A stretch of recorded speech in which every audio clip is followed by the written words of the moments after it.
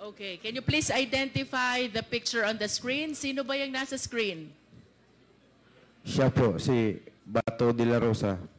During that time, ano bang assignment ni Senator Bato during that time? Yang kwento mong insidente. Nasaan siya noon? Siya ang Chief PNP. Yes, you stated in your sinumpaang salaysay na may sinabi sa'yo. Opo. Ang noon ay PNP Chief Bato.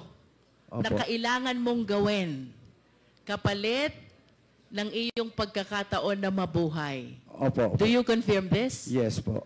Can you please tell us, anong sinabi sa'yo ni Senator Bato? Sinabi niya sa akin, sumunod ka sa plano.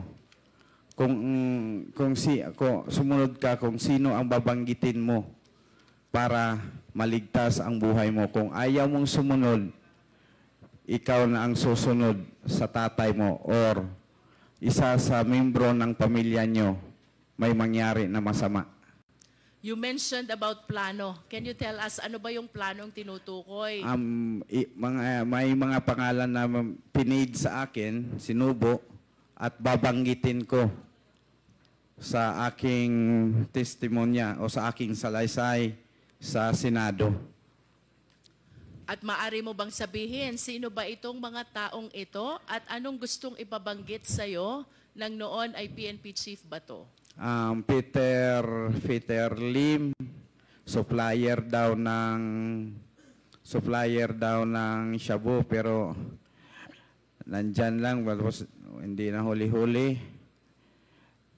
Tapos si Senator De Lima, protector daw sa mga shabu, mga nagtitinda ng shabu sa loob ng Bilibid.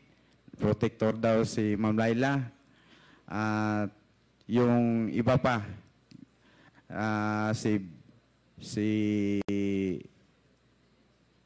Lovely Impal, si Jiraham, si Peter Ko, ganon.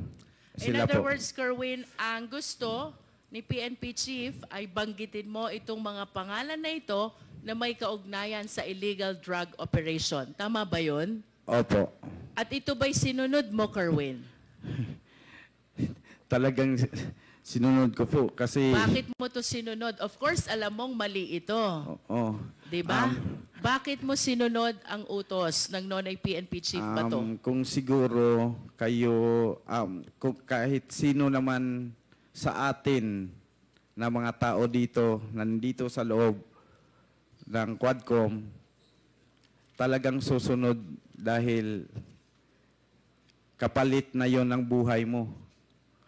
At lalo na pag may mga anak ka pang maliit na sabihin na susunod ka na sa papa mo kung hindi ka sumunod sa aming plano.